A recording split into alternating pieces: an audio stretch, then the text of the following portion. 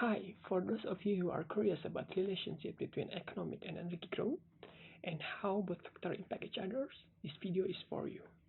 Welcome to Firman's Lifetime Journey channel. In this video, you will learn new things related to energy in only 5 minutes, so brace yourself and let the journey begin. It has been long discussed that whether the growth of energy utilization will directly impact the growth of GDP of a country. Since this video will not be any formal education sources, the aim of this video is purely to satisfy the interest of you and myself.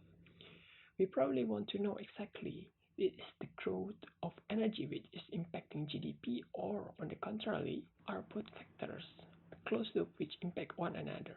This article will try to investigate the relationship between energy utilization and GDP of a country.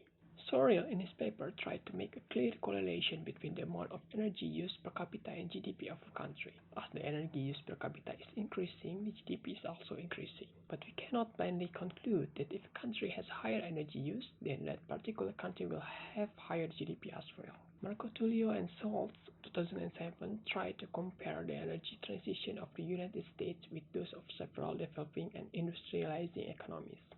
They found that the US was the energy-intensive economy compared with the other economies with similar level of GDP, and that current developing countries are using less energy per capita than the US historically, and are experiencing energy transition at lower level GDP.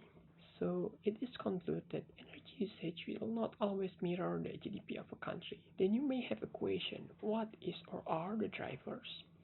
To answer this question, we may try to see a bigger picture from past, current, and future conditions. To understand what drives the relationship between energy and GDP is an important task. We must understand that energy consumption is not merely a number. Instead, there is a complex system that produces that number. One of them is energy transition between traditional energy sources to modern energy sources. Pomeranz in the Great Divergence argued that the shift to coal was the key factor in European supremacy over China and the rest of the world during 19th century. These figures show the relationship between traditional or modern energy intensity and GDP per capita. If we try to understand figure 2 above, we can see that the transition of energy from traditional to modern plays an important role in boosting the GDP of a country. Since modern energy usually has better technology and thus better efficiency and higher cost efficiency energy, it surely will push GDP growth further. By the way, what I mean by traditional energy are woods, draft animal fodder, wind for sailing vessels, or water for water mills. Meanwhile, modern energy is, for example, coal. Now we are facing a transition between what we called modern energy back then, coal, fossil fuel, etc., to renewable and sustainable energy such as solar, wind, and geothermal energy. History will repeat itself. A country that could accommodate and transition smoothly and fastest will gain benefit like Europe over China and the rest of the world in 19th century.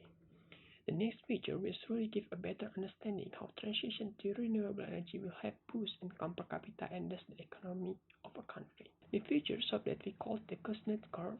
It shows the correlation between environmental degradation of economic activity compared to income per capita. Let us call the left side of the turning point environment worse pace and the right side is environment improved pace. A country will be going through both phases in their development processes.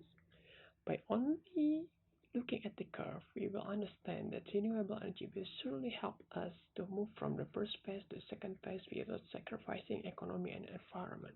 Even before the natural resources which we have is gone, the ecological impact will arrive at a non-turn-back point which will surely halt the country's economic growth since they need to take care of all the issues that come up because of ecological destruction. In conclusion, indeed, there is a strong evidence that the higher energy per capita of a country, the higher GDP or income per capita of a country as well. But it is not merely only because of the number. There are strong and complex factors that contribute to this.